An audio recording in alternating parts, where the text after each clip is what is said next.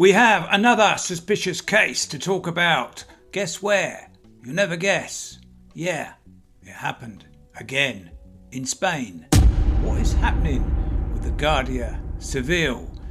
It must be like midsummer murders out there. It's crazy. It's gone crazy. And if you want to get sensible, grab a mug of coffee and come on in. And welcome to Aldon's Reviews and True Crime.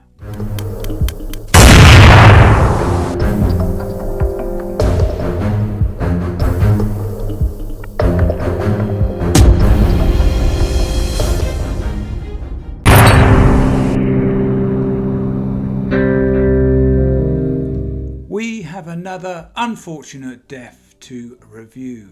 This one, Brett Dryden, a 35-year-old male from the UK.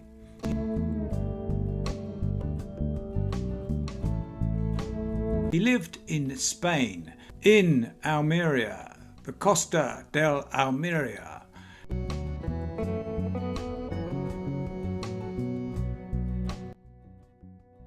Now, it's a lovely place. It's a quiet town. Please still go on holiday there, no problem. But the Guardia Civil look like they're covering this one up again. The mayor from the area, same thing. They don't want publicity. They don't want to say that something is suspicious if they can cover it up and just say that it was a death by natural causes or something medical. That's what they're saying. So Brett was found in his apartment with a 4-inch cut to his head, which was originally said, this is what the Guardia said, the police said out there, that it was caused by an axe.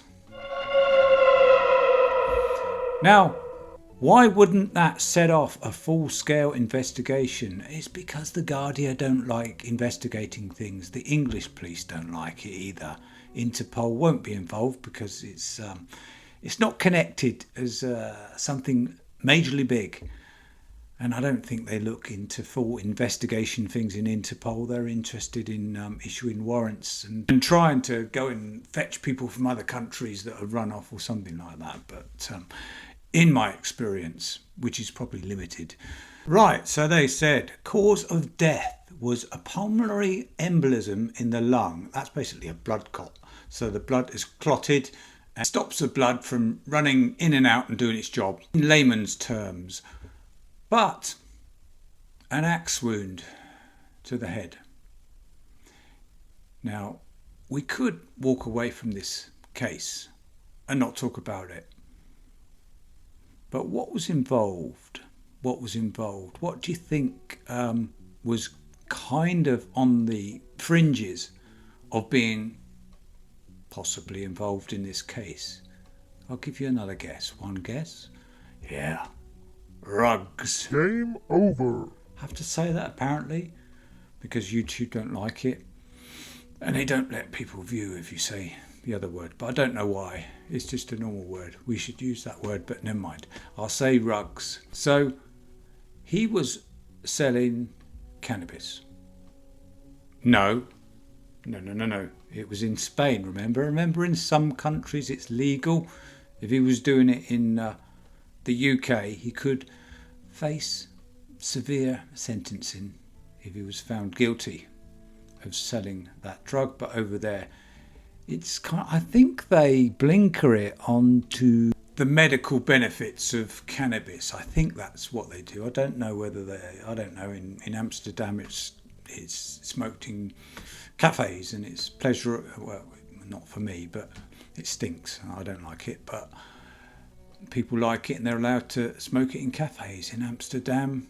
Maybe he was selling it for non-medical purposes, but whatever, he was selling it. So he was there for 5 years.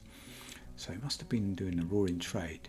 Apparently a large sum of money was missing from his apartment, the place he was staying, villa.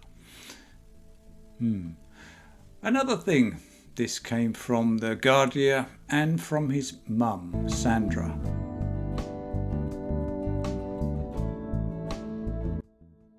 it was reported that CCTV picked up people going into the apartment and then running out at the time of his death. But it wasn't investigated. I feel, and this is what I feel, if I say I feel it, it doesn't mean that it's gospel or anything. If I said that this is true and this is fact, that would be a different matter, so it can be wrong. But I feel this had something to do with it, and I feel the Guardia Civil didn't want anything to do with this case because it looked as though it involved drugs. So they're thinking in their mind, someone who is involved in that trade, a trade that carries a lot of risks. I would have thought it would carry a lot of risk, wouldn't you? But I could be wrong.